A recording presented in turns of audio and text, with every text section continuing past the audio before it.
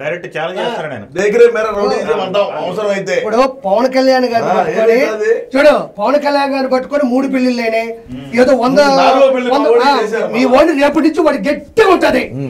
9 నెలలు పెట్టినిస్తాడు పవన్ కళ్యాణ్ గారు. కొడకలారా ఏంటండి 3 పెళ్లిళ్ళు కాదురా, 3 పెళ్లిళ్ళు అన్నారు. 3 పెళ్లిళ్ళు ఈరోజు తప్పయి ఉంటే 21కి 20 సీట్లు ఆంధ్రప్రదేశ్ రాష్ట్రానికి పవన్ కళ్యాణ్ గారికి జనాలు ఎందుకు అందించారు? పిఠాపురంలో 1,00,000 ఓట్ల మెజారిటీతో గుంగు చాచి అడుక్కున్నా కూడా ముష్టి చేసినారు జనాలు. ఏం తెలిసిన నాయకు ఉన్న టెంకాయ చెట్లు కూడా అమ్ముకోని లెక్క పంచింది. యాడ్సకి ఏమి చేస్తాడు ఆడ పోయి ఆడ పైన కూర్చొని జగన్మోహన్ రెడ్డిని కలుసుకొని ఈడేమో లెక్కికి పోయా, వీడికేమో టికెట్కి మళ్ళీ వీడి ఉండిలో వేసిస్తే వీడికి లెక్కిస్తే ఇప్పుడు ఏమన్నా పోయి తిరుమల దేవస్థానం ఉండిలో లెక్కేసి మళ్ళీ తెచ్చా ఉంటాయి. అవును, వీడికి లెక్కించినప్పుడు ఉండిలో వేసి కాళ్ళకి దండం పెట్టుకొని రావాల్సిందే. వీడి దగ్గర ఉండేటువంటి ఆస్తులు పాడు అన్ని ఇక్కడ అమ్ముకొని చేసింది. ఇంకా ఆడ ఏడ్చింది నన్ను గెలిపిండని. ఏడ గెలిపించారు? పవన్ కళ్యాణ్ వాళ్ళు వీళ్ళ బ్యాచ్ అంతా వీళ్ళ బెటాలియన్ అంతా పిఠాపురంలో దిగి నాక వంగ గీత నాశనం చేసిరి.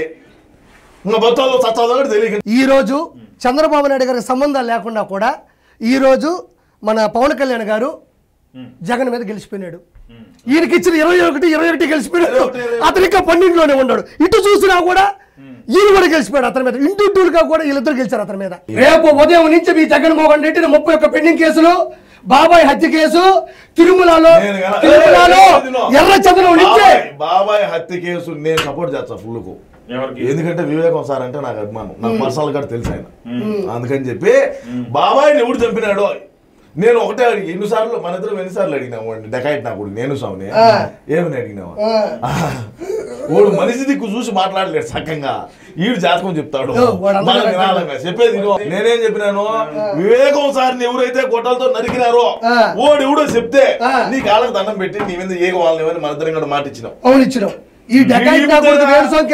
కామాఖ్య దేవ అమ్మవారి కాడికి పోయి శత్రు నినాశనార్థము ఇంకా నేను అయింది మాట్లాడకూడదు. నేను మాట్లాడంటే కొంతమంది ఆడవాళ్ళు కూడా చూస్తారు, నాకేం మర్యాద పోతుందని నేను సైకిల్ పెట్టి నాశనాలు చేసి ఆడికి పోయి ఈడి శుద్ర పూజలన్నీ ఆడ విన్యాసాలు చేసి ఈ నెగిటివ్ ఆడబెట్టి ఆడిచి పాజిటివ్ తెచ్చుకొని వీడికి వచ్చి మళ్ళా పబ్బుల్లో కూర్చొని నిన్ను చూస్తాడు. నిన్ను చూస్తుంలోనే నీకు ఎదిగి అంటాడు, నువ్వు వచ్చింది ఇంక భయపడి నువ్వు మళ్ళా ఓడి చుట్టూ తిరిగి ఏమి రూని కథలా ఇవి చెప్తావు ఈ బాధలు.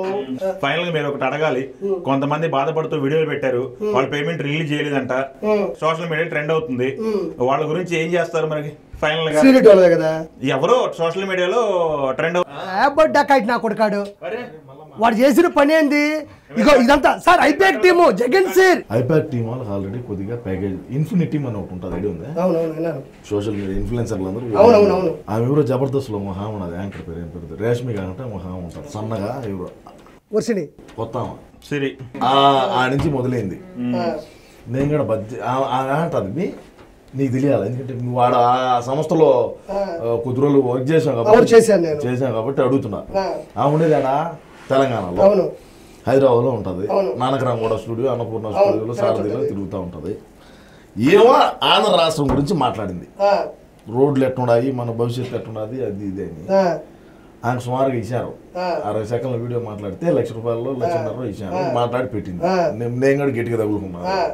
మనం తగులుకున్న తర్వాత ఆడికి ఇన్ఫినిటీ మూడు ఎవరిని కూడా ఇది చేయలే. సరిగా మాకు ఎవడో ఒకడు కావాలి. 1000 మంది ట్రై చేశారా? 1000 మంది ఇన్స్టాలో ఫాలోవర్స్ ఉన్నా కూడా 5,000 లెక్కించి ఒక బయట అయితే రిలీజ్ చేయడం జరిగింది. వీళ్ళందరికీ ఈ టూలో కొంతగా మిగిలి ఉంటుంది. ఆ మిగిలింది ఖర్చులు రేపు గెలుచామా ఏంది కథ అనేది చూసుకొని ట్రాక్ చూసుకొని కొద్దిగా అకౌంట్ లో పెట్టుకున్న మాట వాస్తాము, నాకు ఇచ్చుకొని ఫుల్ అయిపోయి దేశాలు దాటిపోయారు పరస్వామి ఇంకా అన్నారు. నేను కూడా పోతాను, నేను కూడా నీకేం చెప్పాను నేను ఈరోజు సాయంత్రం దుబాయ్ ఫ్లైట్ టికెట్ ఉన్నది, అస్సాం జాతా. సార్ ఫైనల్ గా మా శివరాజు గారి తరఫున మన ఛానల్ తరఫున ఈ రోజు ఇన్ని భారీ మెజార్టీ రావడానికి పనిచేసిన జనసేన కార్యకర్తలకి, సైనికులకి, వీర మహిళలకి, టీడీపీ మద్దతుదారులకి అందరికీ కూడా సార్ ఈ రోజు ఈ కూటమి మీద గెలవడానికి పూర్తిగా డెకాయిట్ పనులు చేసిన వైసీపీ వాళ్ళకు కూడా మనస్ఫూర్తిగా నువ్వు కాదునా మీకు సంబంధించిన వాళ్ళు ఉన్నారు కదా, మా గెలుపుకి ప్రధానమైన కారణం వీళ్ళలో ఉండే కొంతమంది డెకాయిట్ కాల్ చేసిన పనులు కూడా. వీళ్ళందరికీ థ్యాంక్ యూ సో మచ్.